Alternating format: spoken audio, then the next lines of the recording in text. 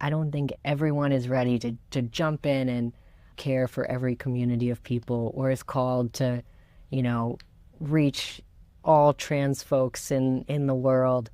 But I think once we have a theology of care and compassion, I think anyone, no matter, you know, what you believe about medically transitioning or socially transitioning or some of these things, I think anyone can take the steps of educating, being in proximity, building relationships, and seeing how God is already at work.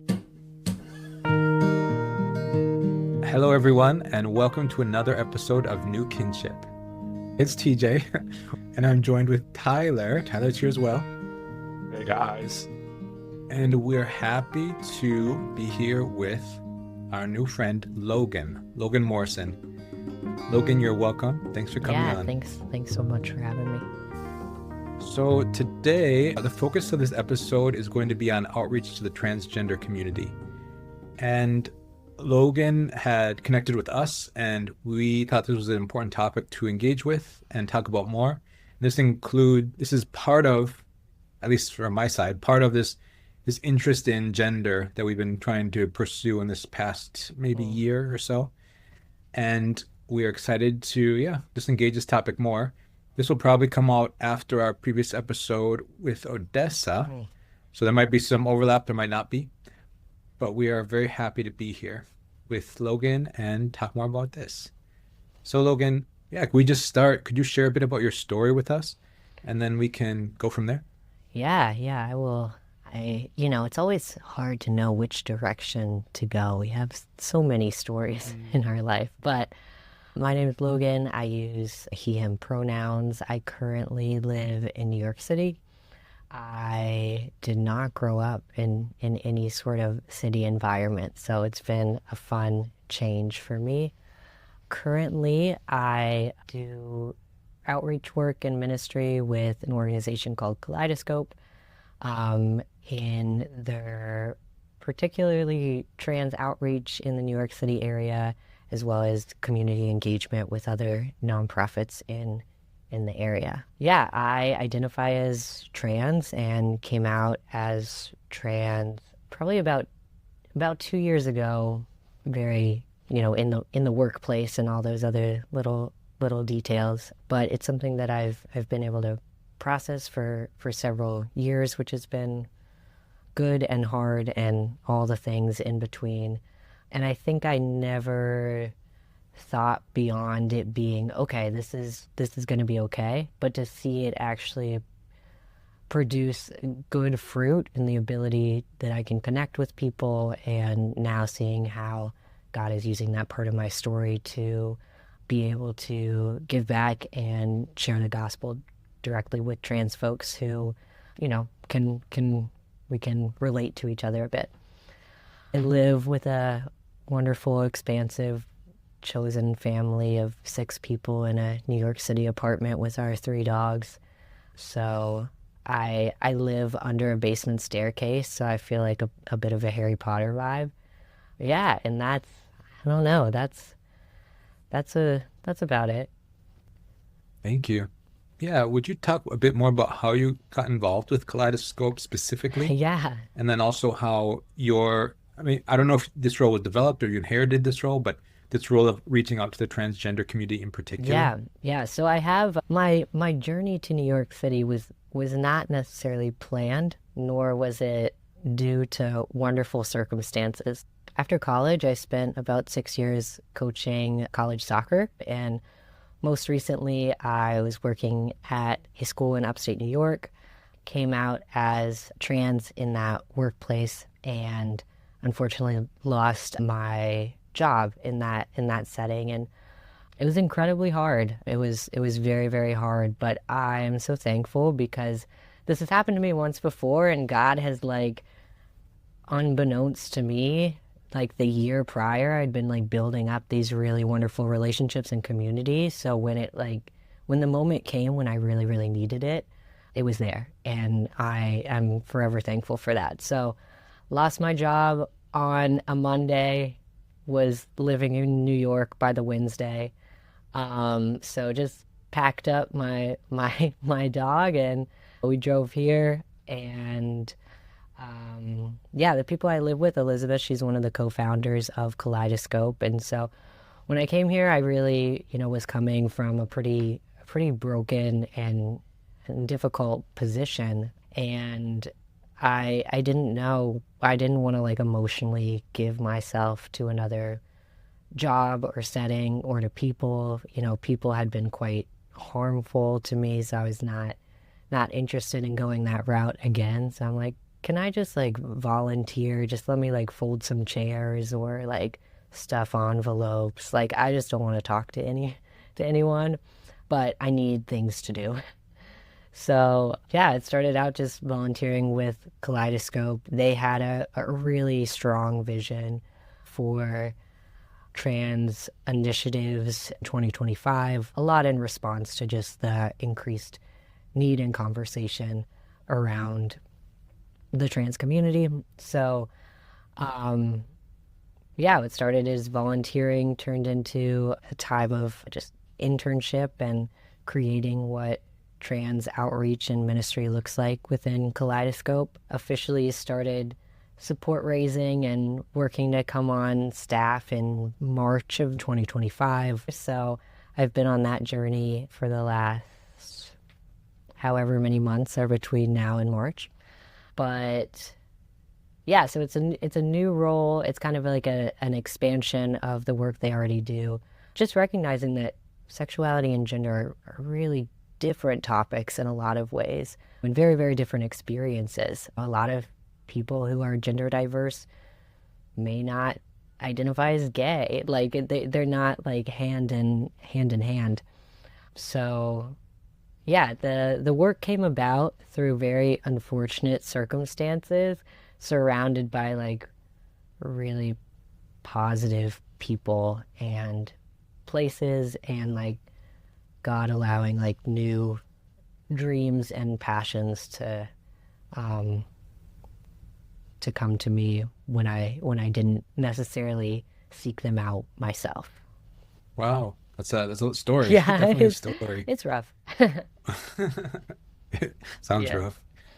Could you tell us what does your work look like in a week? Like, what does it mean to do that sort of outreach work that you do in Yeah, particular? so basically it kind of boils down to three different things that I'm able to do. One is create spaces for trans folks to talk about their faith and spirituality experiences and to explore faith. So that looks like weekly Bible studies that we have in Manhattan and in Brooklyn, that's just for queer people to come and learn more about the Bible, engage with their faith, as well as a like trans-specific spiritual exploration group that I host at the LGBTQ Center in Manhattan, which is just a group of people who want to explore what faith means to them and have a space to talk about it.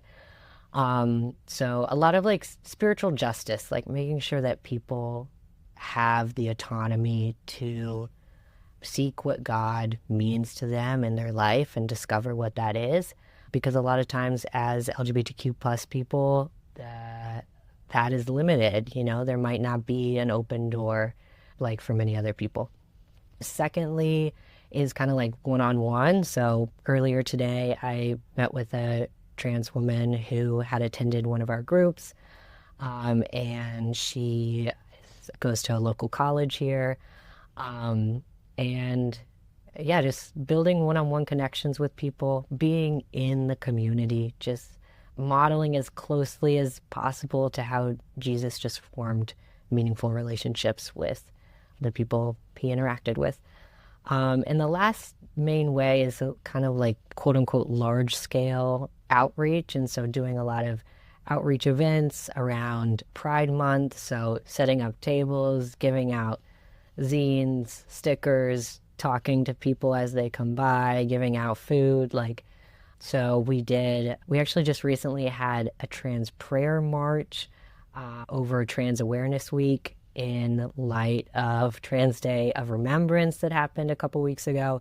We did kind of like a larger outreach for Trans Day of Visibility that was in March. So some of those more one-touch contact points of just telling trans people that they are loved by God.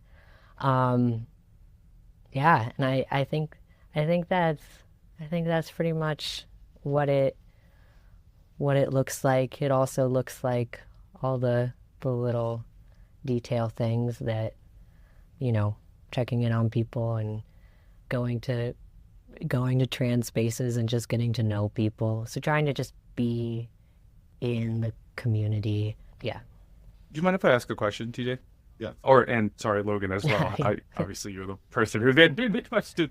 I was curious, just as a part of as we kind of get to know you better and learn more about your story.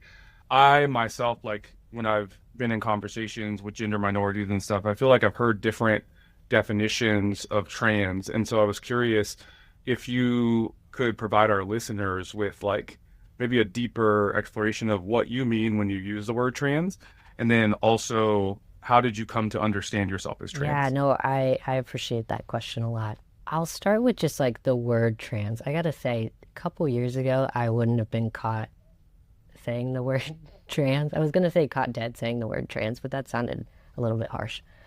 It's a little morbid, Yeah, yeah. yeah, I was like, not the trans people. Yeah, it's definitely a lot of that was rooted in a lot of shame that I had, as well as just social and political. I'm like, oh no, people are saying trans people are bad. Well, like, I'm not bad, so like, I don't want to be, put in that category necessarily. So just rhetoric around the word as well. I tend to use trans as a umbrella of transgender, gender nonconforming, gender queer. I mean, there's so many words out there that we could use. And for me, that just means that your gender identity and sex, there's some sort of difference there. I don't know, that's the simplest term. I also think people define trans themselves in all sorts of ways. And so even when you ask that, I got to ask people that I see every day, hey, what does trans mean to you? Because we don't know necessarily. Trans to one person could be about, presentation in the world and, language or clothing or physical characteristics. For another person. It could be social or otherwise. So I think it's a great question to ask everybody that you meet who uses the word trans. I've just found it to be a good blanket for myself, I guess. My like I grew up in a really conservative Christian setting. I went to Christian school all my life. I went to Bible college. I had every system of Christian faith was set in place to teach me the right things. And I often say, like, I had a fine experience. Like, there were things about it that were good. Like, I'm so thankful of how I have like learned scripture and what it means to be in faith communities. And there's so many things, being part of these evangelical systems that I am thankful for.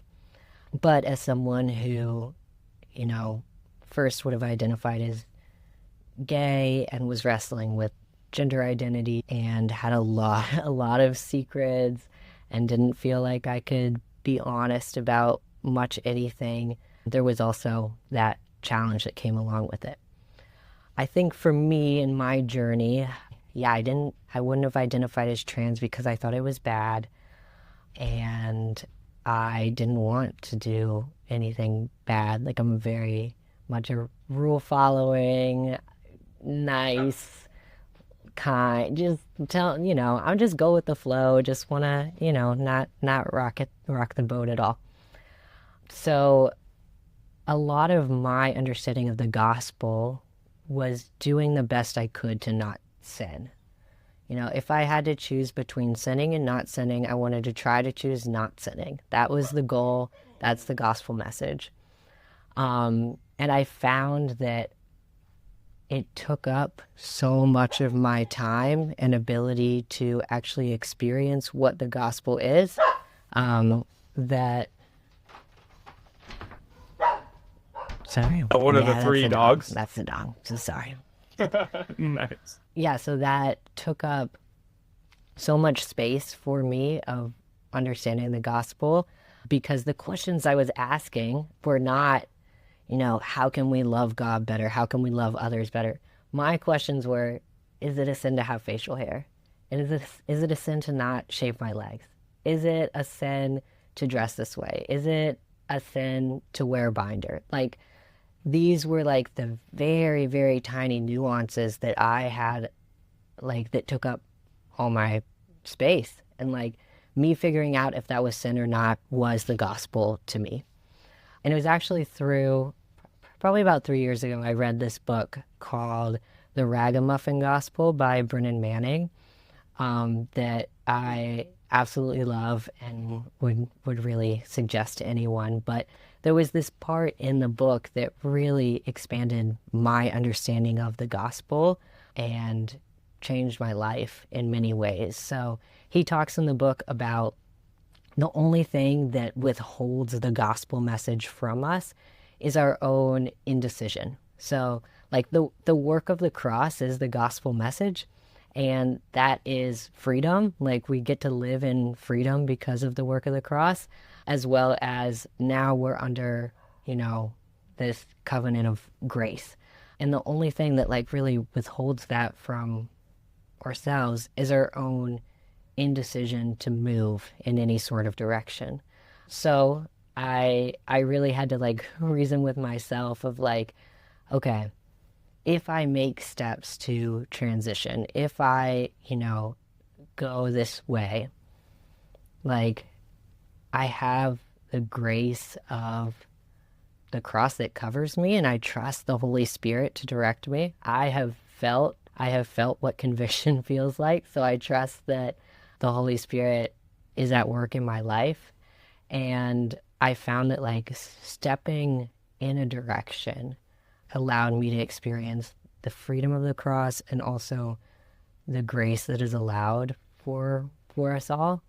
And it came ultimately to me reasoning within myself and with God of like, God, if you want me to identify and engage in this world as a woman, whatever that looks like and means exactly, I'm not my favorite, but like, I'll do it. I'll try to make it work. And so I was like, I could just be a woman with a deep voice. So that was really my line of reasoning that helped me not be so scared to move, like to make decisions in our life and to allow the work of the cross to really like allow myself to actually experience the gospel of freedom and grace as I like make decisions and move in my life. So that was my processing that helped me get to a point where I was like almost okay with it. So it was a very long period of time, and still continues. I make the joke with people sometimes. A friend of mine will be like, a trans woman will say, I use she, her pronouns. And I'm like, okay. But I'm like, wait, I should be fine with this. I'm out here. So, there's a lot that I think each trans person, has to work through themselves. So yeah, that's a little bit of a long-winded answer, but that's really the answer. This is a total side quest, but do you like Rich Mullins per chance? Rich Mullins is he like wrote Our God is an Awesome God, and but all of his other music is like so beautiful, but you like deeply influenced by Brennan Manning. I don't know. That's total I'm side so quest. familiar with the name. I grew up in charismatic Pentecostal spaces for forever, so I can name the songs, I'm sure. But I love that. I'm familiar just in the way of maybe knowing some songs, but that's cool. I tend to trust people a little bit more when they're like, I'm really inspired by this person. I'm like, oh, that person is wonderful, so I trust you. Thanks for sharing those aspects of your story. Yeah, absolutely. Logan, could you talk more about some of the barriers that trans people face in faith communities? This could have been Yeah. something from your story, or maybe something from the people that you engage with or minister to in your current life. Yeah, I think I always want to be, especially when handling this conversation, blunt when necessary, because I don't want us to think that I don't want us to be able to take things lightly that we shouldn't take lightly. And myself as someone who was not born with this burning desire to like necessarily like fight for justice. It doesn't come like naturally to me. I have to really be aware of, okay, what does it look like to stand up and speak really honestly about the needs of trans folks. And so when it comes to the barriers in faith communities, like we could start all the way with access to faith communities. Trans people are not welcome in a lot of churches or Christian spaces. They are asked to leave. That's a lot of stories that I hear and that people share. If they weren't asked to personally leave from the church, they were asked to leave their family setting due to religious related reasons, which has, is severely impacted views of who God is. And then, all the way down to smaller details that we could talk about as barriers of what does it look like to identify as non-binary or as a trans woman in a church setting? Will they use my pronouns? Will they use my name? Will that be an immediate barrier? When I go there, am I going to get kicked out for using the bathroom? I've had, and unfortunately many LGBTQ people, have had experience where, okay, you can't like be around kids and kids' church, and because of this rhetoric that we allow to stay around, that trans people are dangerous to children, and it's just not true, but we allow it to stay. And so really the barrier is the same barrier we all face when we're not welcome into a space. I think even our most, actually, let me back up. When I do a lot of trans outreach, I intentionally, unfortunately, but intentionally only reach out to people tend to only reach out to churches and spaces with affirming theology. I don't wish to do that necessarily. I attend a non-affirming church. Like there's a lot there that could be unpacked, but I know that this conversation, there's so many places that are not ready for it at all.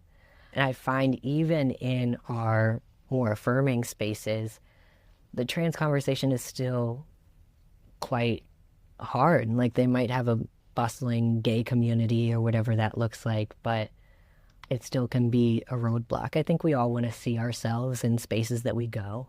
And so when you're the only trans person, Hispanic person, whatever the case, it's always a bit of a barrier. And then really gendered spaces in church settings can be a big barrier as well. So the organized church as a whole tends to be a barrier to trans folks right now, I think, mainly. You started to touch this, but what sort of misunderstandings about trans lives are coming up that produce some of the barriers that you're describing? Yeah, I think the really, really big ones are those that unfortunately are attached to political arguments as well. The same way that the gay conversation, 50 years ago was what people ran politically on, of like, hey, stop with the arresting gay people and vote for me. Like the same thing is happening again now with the politicizing of trans folks. So, I think trans youth and healthcare and what access like that looks like, understanding the processes that people go through to receive healthcare and how those exists, that gender affirming care, gender affirming surgery for youth is not happening at any widespread rate across the country or any other country, that the realistic statistics are so incredibly low.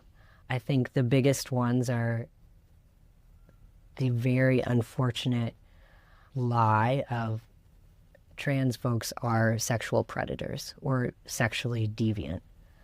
It might sound to some of us in the LGBTQ community of like, oh, that's kind of far-fetched. I'm sure not that many people believe that. But it trickles down into the little areas of me not being able to serve in the kids' church ministry because I'm trans. Like, that is all an effect of these larger scale, misconceptions and politicized beliefs that have been put out there. I had one more thing on my mind. I'll see if it comes to me. Yeah, there's a lot of different things. It could, you could also talk about how, trans folks are, in sports and, every political argument that could be had. I think us as a queer community, specifically for people that are listening, we have to realize that this is the same painful tactics that was used against the gay community just several decades ago. And so we have to stand up and fight again to stop these rhetorics, not just allow them to keep going and hoping it doesn't hurt anyone. Thank you. I wanted to move back a bit to something that you mentioned. What are your thoughts of how maybe the sexual minority experiences differs from a gender minority? Or you could say, how does sexuality differ from a transgender experience? Yeah, what does that mean to you when I ask that question? Yeah, it's a really wonderful question because I don't know the answer. They're just so incredibly different. So I'll give you a scenario which I don't necessarily know the answer to. I have different thoughts on it, but I don't know the answer to. As a trans man who comes across as male in most settings, who's attracted exclusively to women, is that straight? Is that gay? Is that affirming? Is it not affirming? I think there's a lot of questions that could be asked. If I married a man, would that be a wonderful straight situation and it would be blessed in the church and my pastor would perform that ceremony? Probably not. So what does that leave? And so what differences between sexuality and gender? I think maybe I struggle a little bit because they're different things. We're all, maybe you want to use the umbrella of part of the queer community, but gender minority people have sexualities. They're additional pieces, and people of diverse sexualities have gender. So I think that's a really, really important differentiator that a lot of times in Christian spaces, a lot of spaces in general, it doesn't have to just be faith-based spaces, that we put our theology or our beliefs all together in without actually having any belief or theology around gender. Yeah. Yeah, thanks. I mentioned this in our episode with Odessa, who's our friend, kind of new friend, but still our friend. And it seems to me like, this is my thought, sexuality and gender, they are similar, but they also have, I don't know, you could say, I got this from another friend of mine who is trans, but my friend said maybe they're very similar. They're like sexual minorities and gender minorities are like similar 80%. There's a similar experience 80%. But then there's a 20% difference and it's very, very different. And that was his way of trying to conceptualize this similarity, but also this difference. And I say that in part because I mentioned this previously, and I mentioned this in other episodes, but when I was young, I had like gender dysphoria, you might say, where I often perceived myself as a little girl. This is like from probably less than 10 in that sort of time frame. Yeah. But then over time, it sort of ceased for me, right? And then when I got older, I didn't have that same experience of feeling like I was a girl or a female or whatever term you might want to use. And I didn't do anything. It just changed. You know what I mean? And my experience is not that of a detransitioner, but it is an experience of someone who has wrestled with different gender feelings. But a little bit I know is some percentage of sexual minorities have a similar experience to what I have. It's not unusual necessarily. Some don't, some do. But yeah, but I tend to think my experience is similar in that regard. It shows some sort of similarity between the two, because sexuality and gender are connected. Sexuality and sex are connected, but maybe we don't have the best way of talking about it yet. But there's some sort of connection.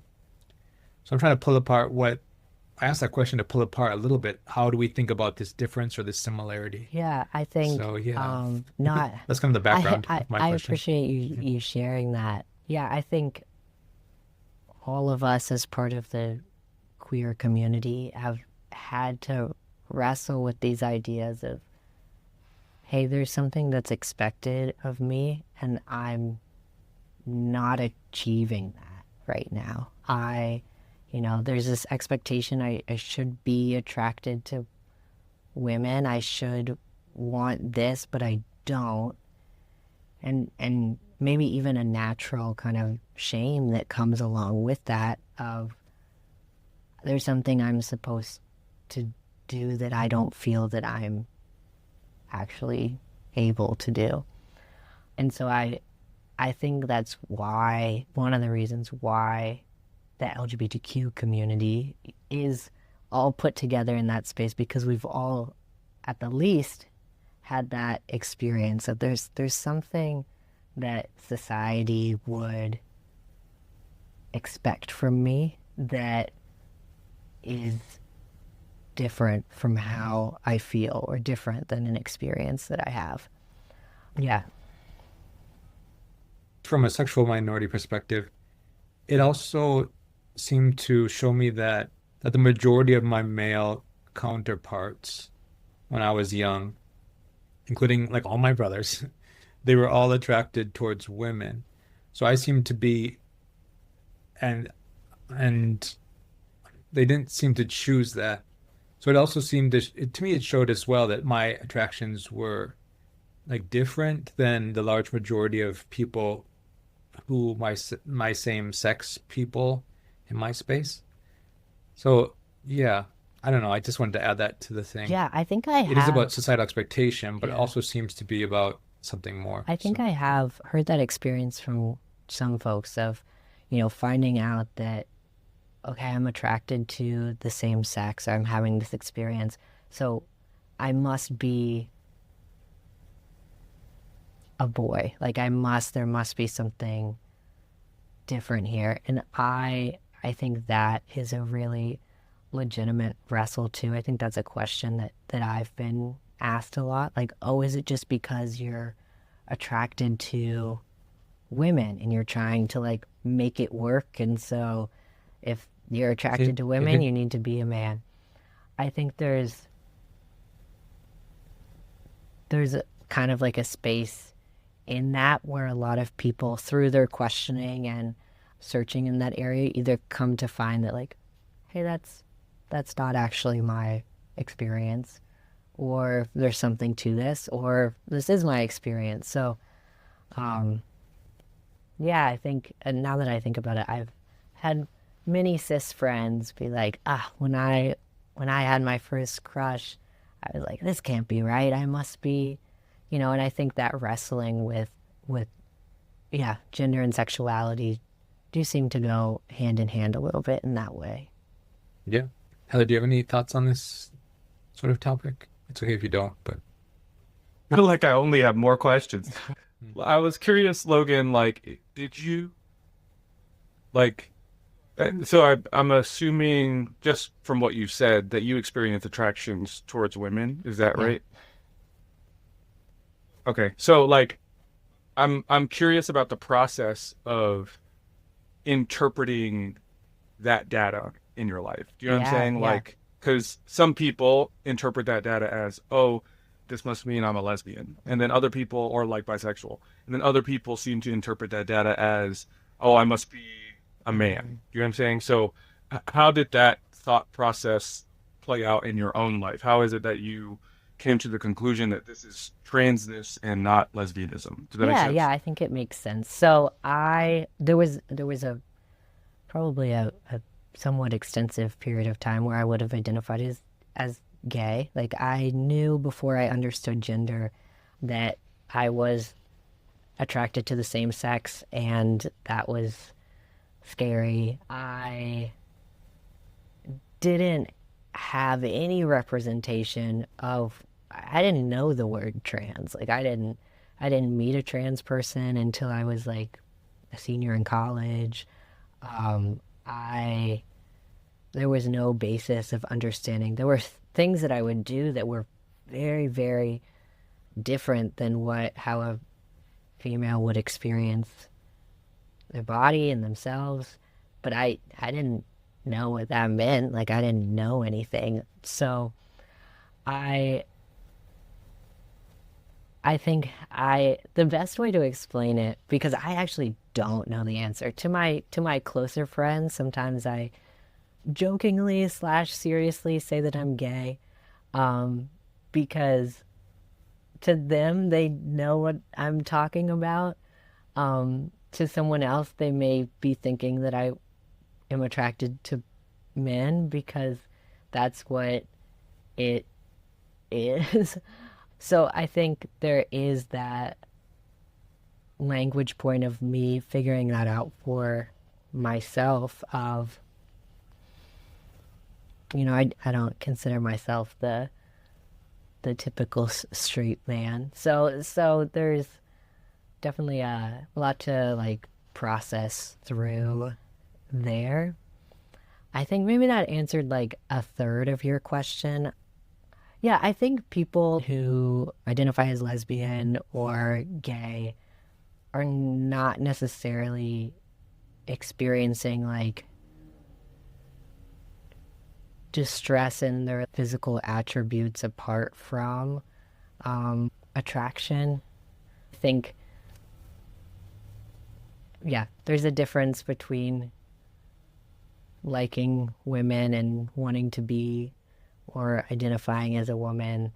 So I think I found the experiences very, very different in my own personal life, but the language is a little bit weird. So sometimes I'll just call myself gay and people will either be confused or know what's going on. So Yeah. Did you find yourself sort of struggling, or I don't know if obsessing is the right word, just like spending a lot of time thinking about certain physical attributes of your body that you wish were sort of more aligned with the male sex or something? Does that make sense? yeah, absolutely. I think that was a very big part of my experience from the time that I was 11, 12, 13 years old. Not being able to identify why or how exactly, but taking up a lot of mind space. So when I, was able to make the decision to transition in ways that were really helpful to me, I found that I described it as I used to think about breathing all the time, and now I just breathe. So it gives me a lot more space to think about other things than breathing. And so I think like that was the weight that I personally felt and carried of, all the time I was needing to not even needing to. It was just in my mind. It took up, all my free space where I could have been doing other things. And I had someone tell me recently that I work with, they're like, I think it's unfortunate when a hammer spends its whole life trying to figure out why it's a hammer instead of hammering nails. And I loved that so much because I think we could spend all day, every day, forever trying to figure out every detail of why, why trans people exist, why attractions are the way that they are. But if there's nails and you're a hammer, just hammer them. And I think my purpose in life was to like figure out everything. And now I can have space to just do things. Yeah, that's a great question. One more question, and this was a quick one. So around 11, 12, 13, it sounds like, is that when you would say that you started to notice these tensions between your physical appearance and your thoughts about what you should look like? Or was it earlier than that? That's a great question. And then when did you decide to transition? Yeah, that's a great question. So in my personal experience, I would say that experiencing gender dysphoria and being aware in that way happened for me more so around the time of puberty. I don't necessarily have a really strong memory of like, oh, there was this moment when I was like 5 where I felt like that was not my personal experience necessarily. The time between identifying that something was different to discovering that, okay, gender dysphoria, this is a thing, was probably around like 16 or 17, to deciding to transition at 25 is like the time frame. And I think a lot of trans folks, especially who are working through, our relationship with faith and Jesus and transness, I had all the experience. I was nervous to seek good medical care because I was convinced that maybe a doctor was going to try to convince me of something. But it turns out doctors don't really care about you in that way. Doctors are doctors. So I did, I went through years of like, okay, I'm just going to mention it and see what happens. And I'm like, no. And I would tell every like medical professional or person that I talk to, I'm like, I'm really, really slow. I love to be slow. I'm going to be so incredibly slow at making any decisions or deciding anything at all. So there was always just these long line of time with just little elements of figuring out step in front of me, what's the step in front of me. And there's still that. There's still steps in front of me of, okay, what's that step look like? And yeah, I think that's been pretty much the experience. Did you talk to friends or family members or counselors or anyone sort of between, like during the 12 years of I first noticed these tensions and I'm deciding to transition at 25? Yeah, I think there was a couple of stages of what that looked like for me. The first stage was, okay, this was very bad, but I need some outlet to talk about it. And so it turned into, conversations with people online, having, these spaces where, I could anonymously be perceived as male by someone because nobody can know about this. So this must remain a secret for forever. So there was like that element of like maybe really not seeking sound guidance and being able to, they say what you mention is manageable. So not being able to actually mention the thing, so therefore being really unmanageable in a lot of ways too. The biggest kind of growth point for me was when I was 22. I was working at a Christian college. I went to work at this college. At the time, I would have identified as gay, and I was wrestling deeply with what that meant because it was not okay to be gay and be employed at this institution. And so I was like, I need Christian therapy.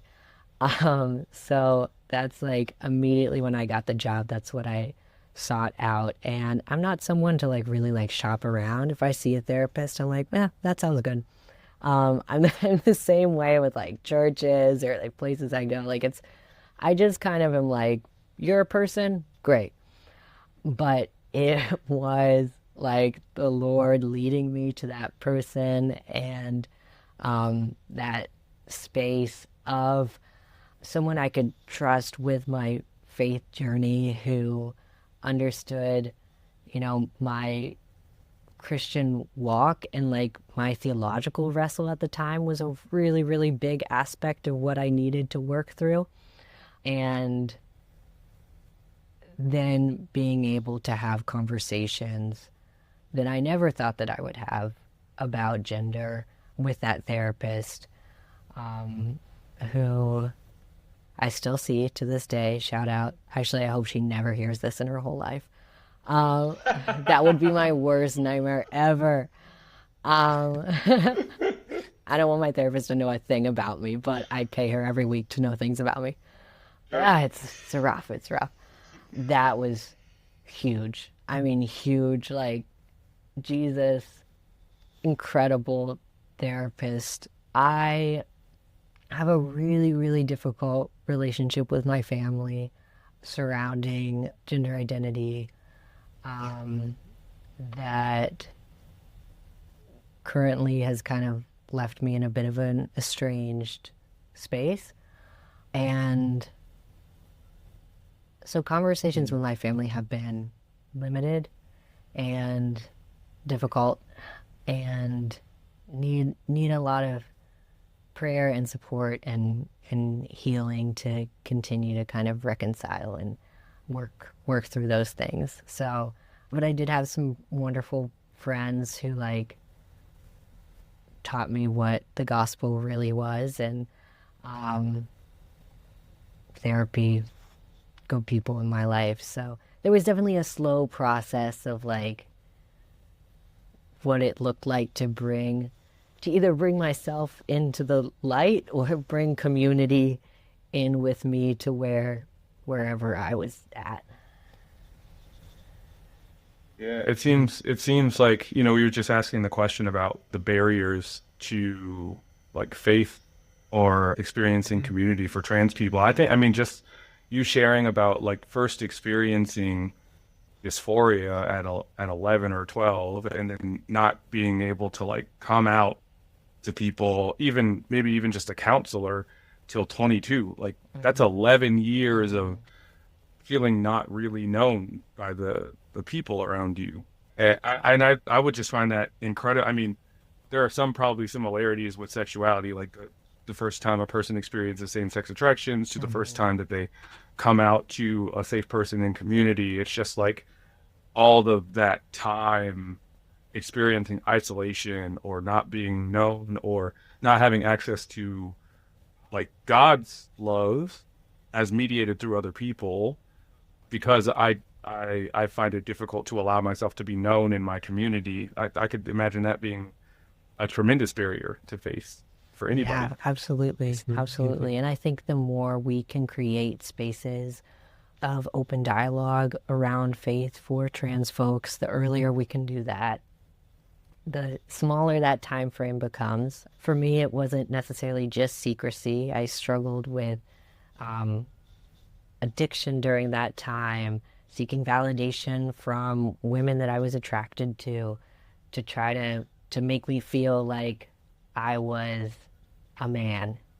And we know that like in any situation, seeking those things is only going to leave us empty, but especially seeking those things when you can't talk about those things, really kind of, as sexual or gender minorities, many of us know, perpetuates a lot of like things that are unhealthy for us. Logan, could you talk more about how does your theological understanding or theology guide your outreach to the trans people that you're working with in particular? Yeah, I I like this question quite a bit because I think it's a great thing that needs to be discussed more.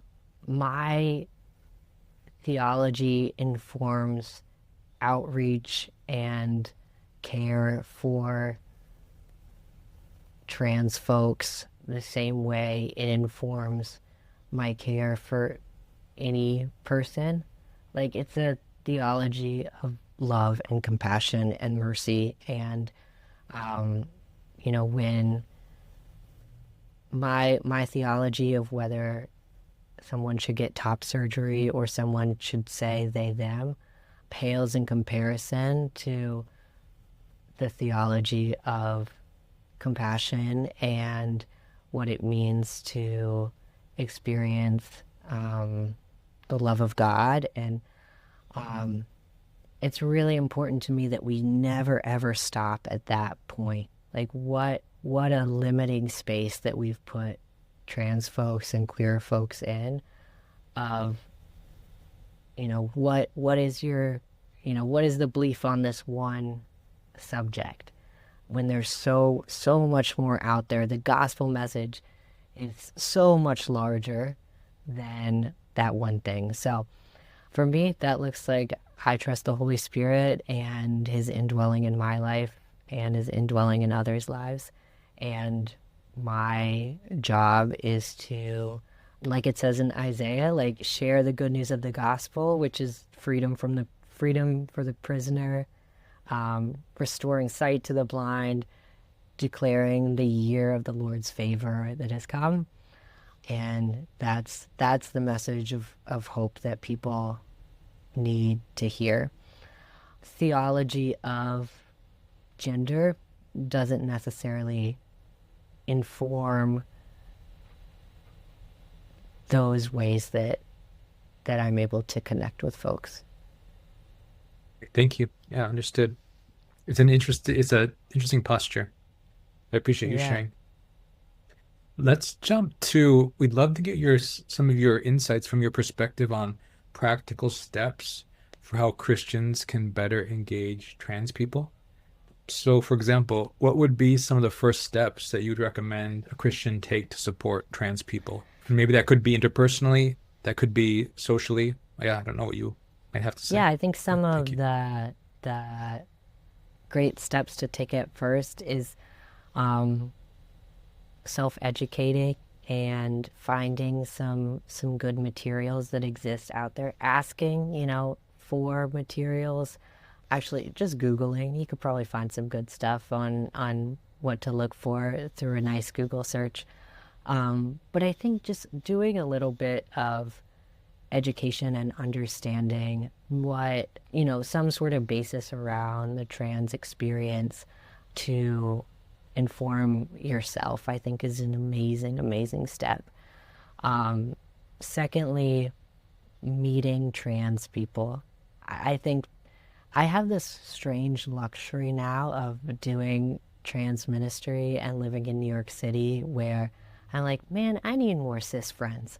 So I am engaged with a lot of trans folks, but that has not always been the case. Before I moved to New York City, I knew one other trans person in the town that I lived in. And so a lot of us maybe don't really have close relationships with anyone who is trans, or maybe have no relationship with anyone who's trans. And so if you really want to take the step to engage in reaching this community that has been substantially harmed and needs a lot of healing that the gospel can provide, you gotta show up where trans folks are. And that can be scary for some people because, I don't want to come across as approving something that I don't approve of, or I don't know, I don't want to say the wrong thing, or I don't want to do the wrong thing. But if you want to impact the lives of trans people by the good news of the gospel, you have to meet trans people. So I think the first steps of educating, if you feel like, hey, I know a little bit about this, I feel like I can walk into this with a compassionate and like learning posture, then put yourself in places where you're going to meet trans people. Volunteer with a queer organization, join a queer book club. People say go to a gay bar. I hate a gay bar, but go to a gay bar, but you just put yourself in proximity of where trans people exist and see how God is already working in their lives, in the community. Some of the values of trans people that I know are so closely related to what Jesus taught that I'm like, oh man, like you really, really know what you're talking about, as in like God is like really at work in the trans community in these places. A lot of trans folks and their position on capitalism and their position on feeding the hungry and their position on providing housing for folks, like are really, really Jesus-centered positions. They just might not be identified in that way by that individual at that moment. But being able to, as someone made in the image of God, see the image of God reflected in someone in the trans community is beautiful as well. So self-educating, meet a trans person, see what God is already doing in the trans community, and come alongside people in that, I think is an incredible, incredible posture. Thank you. Yeah. I'm curious. I think our listeners probably have a pretty wide range of knowledge around trans experience. Some people maybe know much, some people know little, because we have some trans listeners who probably know much more than some other people who know very little. There's also probably a wide range of I could say theologies of thinking around gender that are probably present among our listeners.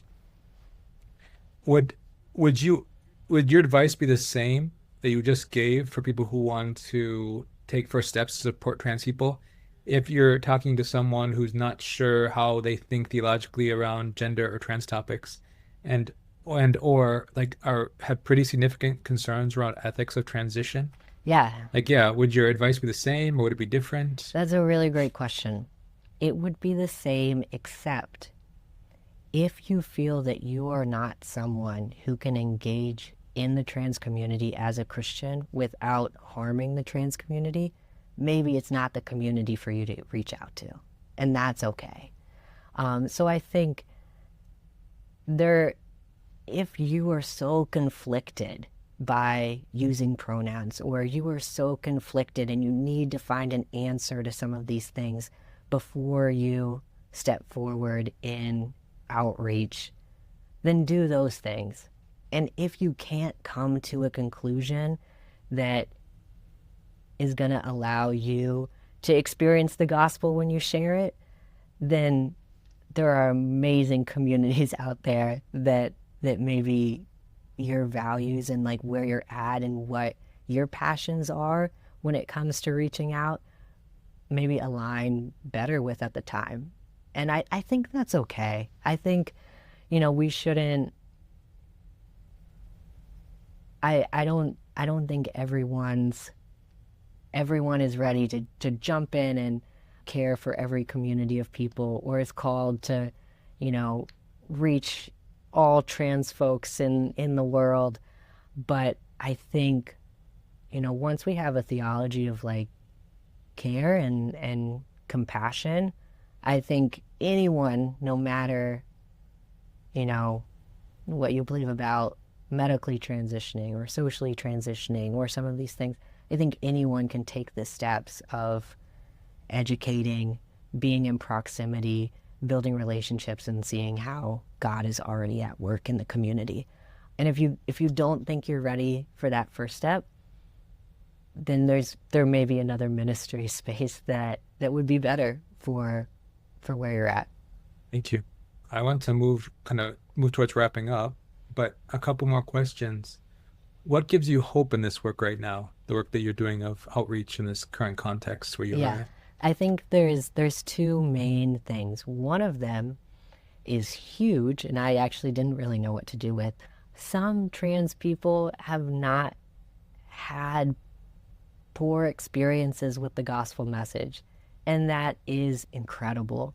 So when I moved to New York and I started doing like outreach and ministry, I would talk to trans folks who would be like, "Yep, I love Jesus."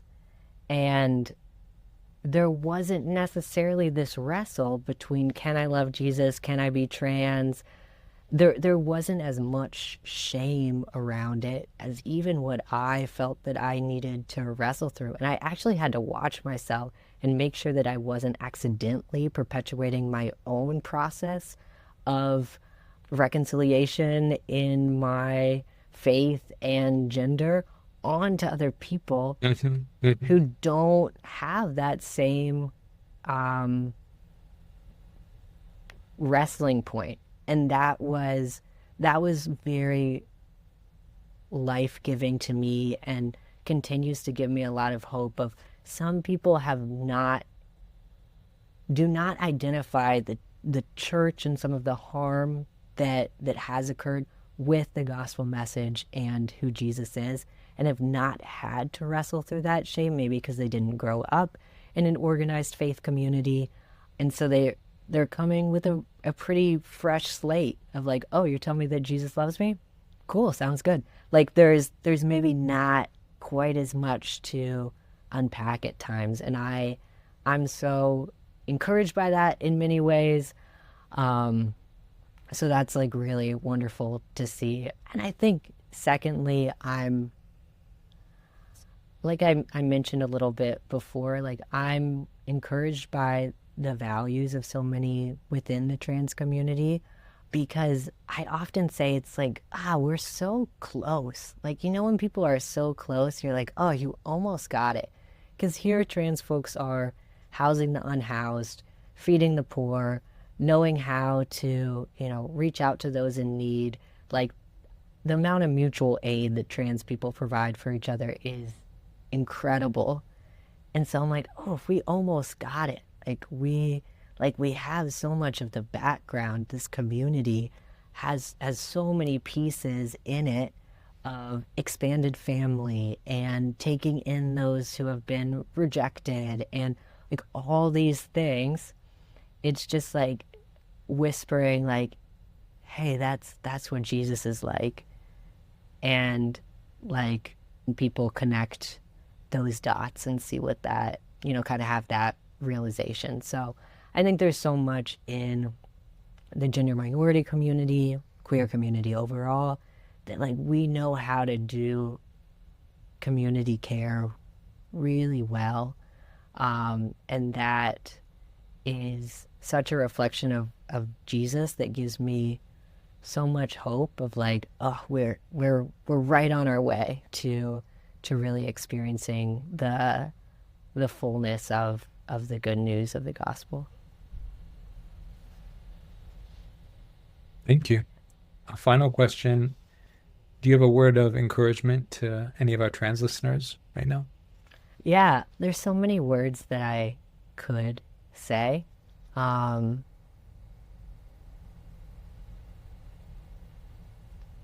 think Jesus deeply loves you and understands your experience, and your experience is not a extra weight, but like God can use your trans experience, even pain of gender dysphoria or whatever that experience has looked like for you, for a really specific purpose. I was at New York City Pride this June, and there would be trans men who would come by without their shirts on, so they were somewhat identifiable. And we would kind of just nod at each other because there was just that like camaraderie. So like you have a story, an ability to engage trans folks. So don't waste your story. Don't waste your story. Like don't be scared to engage with the trans community. because you are in that space for such a time as this. And yeah, I think it's really important that we realize not only can we survive as trans people, but we have something to offer back as well. Thank you so much, Logan. Before we end, is there any way that people can learn more about your work and or connect with you if they're interested? Yeah, definitely connect just by going to Kaleidoscope's website, kaleidoscopeusa.org, or social media on Instagram or TikTok at kaleidoscope.usa. I'm also on social media somewhat sparsely, so if you look hard enough, maybe you could find me. But I really encourage you to follow along with this trans work that's happening through Kaleidoscope. And if it's something that you're passionate about, reach out, donate. Trans folks, I'll never stop asking for money for trans folks. They need it. But yeah, those are some of the ways to connect right now. Thank you so much, Logan. We really appreciate having you on. And thank you, listeners, for coming back with us. We hope to connect soon. Bye, everyone. This podcast is fully supported by people like you who want to see it continue. If you like this podcast, first, please consider sharing it with a friend who might also like it. Referrals from others are the biggest way people find our podcast. And second, please consider supporting this podcast on Substack. Starting at $5 a month, you can ensure this podcast continues, and you'll also get access to our subscribers-only WhatsApp group for new kinship supporters. We'd love to hear from you as we continue to pursue diverse perspectives and nuanced conversations around sexuality, ethnicity, desire, and belonging in the kingdom of Christ.